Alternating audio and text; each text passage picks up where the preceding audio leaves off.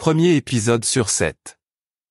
J'analyse la nature de la représentation diplomatique sur Terre, qui pourrait être reconnue par les différentes races extraterrestres. Je me concentre en particulier sur le statut représentatif de différentes circonscriptions mondiales telles que l'humanité politiquement organisée, les cétacés, les prétendues civilisations souterraines, et le rôle de la Terre ou Gaïa en tant qu'organisme autorégulateur ayant des intérêts vitaux. Chacun de ces groupes a ses propres intérêts vitaux, qui doivent être inclus dans les négociations qui les concernent directement. La diplomatie citoyenne offre la possibilité aux particuliers ou aux organisations citoyennes d'ouvrir des canaux de communication et de développer des accords entre des nations qui connaissent des impasses diplomatiques et / ou des conflits violents.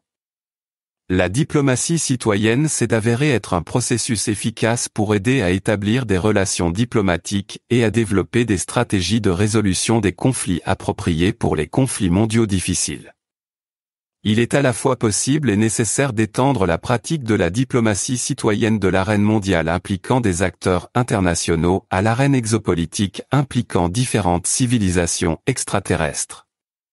Ceci est dû à la longue histoire de secrets, de rivalités cachées et de conflits de faible intensité qui existent entre les races extraterrestres et les agences gouvernementales.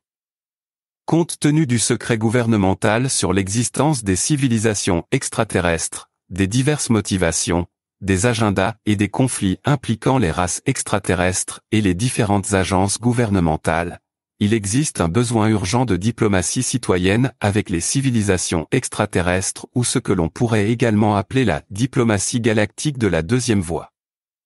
Il est nécessaire que les citoyens privés établissent des communications avec les civilisations extraterrestres, qu'ils jouent un rôle de médiateur entre les différents groupes extraterrestres et l'humanité globale, qu'ils établissent des relations diplomatiques de voie 2 avec les extraterrestres, et qu'il aide aux relations diplomatiques officielles entre les agences gouvernementales et les extraterrestres ou ce qui pourrait être décrit comme la diplomatie galactique de voie 1. Plus important encore, en utilisant le mode conceptuel de négociation raisonnée décrit. Dans le livre d'Uri et Fischer, Getting to Yes, nous pouvons développer un modèle pour Getting to Yes with T lorsque ceux qui communiquent avec les extraterrestres reconnaissent les intérêts vitaux de toutes les parties directement concernées par les négociations.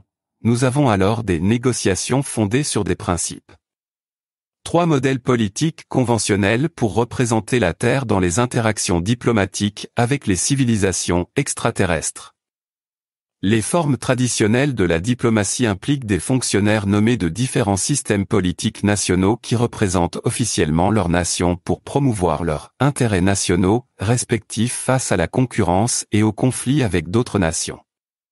Nous en voyons des exemples avec les ambassadeurs et les diplomates en poste dans les ambassades nationales du monde entier pour promouvoir leur politique nationale. La diplomatie peut être définie comme suit, une technique d'action étatique, qui est essentiellement un processus par lequel les communications d'un gouvernement vont directement à l'appareil décisionnel d'un autre. Les personnes nommées à des postes diplomatiques sont généralement des responsables devant les pouvoirs exécutifs et / ou législatifs de leur pays. Aux États-Unis, les ambassadeurs sont proposés par le président et nommés par le Sénat américain. Les personnes nommées comme ambassadeurs ou diplomates en général, sont donc autorisés à participer à des réunions visant à produire des accords ayant un impact sur les territoires et les citoyens de leur nation.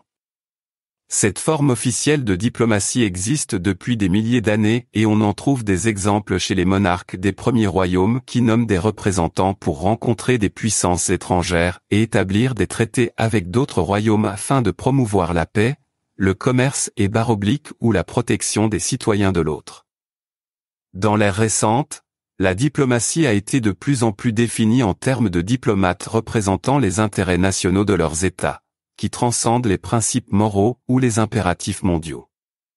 Selon Henry Kissinger, auteur de l'ouvrage Influx Diplomacy, la diplomatie internationale est fondée sur la promotion judicieuse de l'intérêt national d'un État avant toute autre considération, y compris les principes moraux ou les intérêts mondiaux.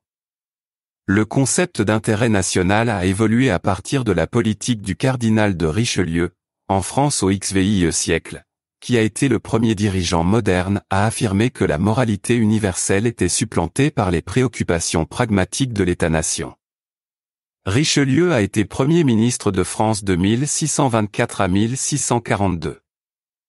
Il a allié diplomatiquement et militairement la France catholique avec les princes allemands protestants et les Turcs ottomans contre l'empire catholique des Habsbourg sur la base de la raison d'État ou de l'intérêt national, ce qui semblait choquant et immoral dans le monde chrétien, mais qui est néanmoins devenu la politique officielle de la France. Depuis la guerre de 30 ans, 1618 à 1648, le concept d'intérêt national est ensuite devenu la base des interactions diplomatiques et la principale préoccupation des diplomates représentant leur nation dans la communauté mondiale. Les préoccupations morales et éthiques, au cours des siècles qui ont suivi l'introduction du concept de raison d'État par le cardinal de Richelieu, ont de plus en plus souvent été reléguées au second plan par rapport à l'intérêt national d'un État lorsque celui-ci était en conflit.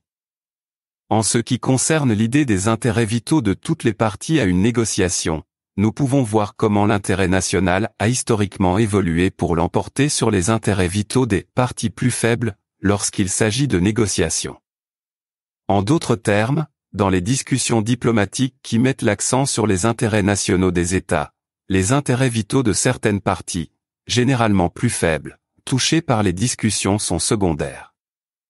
Dans mon livre, je parle de certaines preuves convaincantes de réunions officielles clandestines entre des gouvernements nationaux et des races extraterrestres depuis au moins les années 1950. Ces réunions ont conduit l'administration Eisenhower à établir des accords avec des civilisations extraterrestres sur la base de l'intérêt national des États-Unis.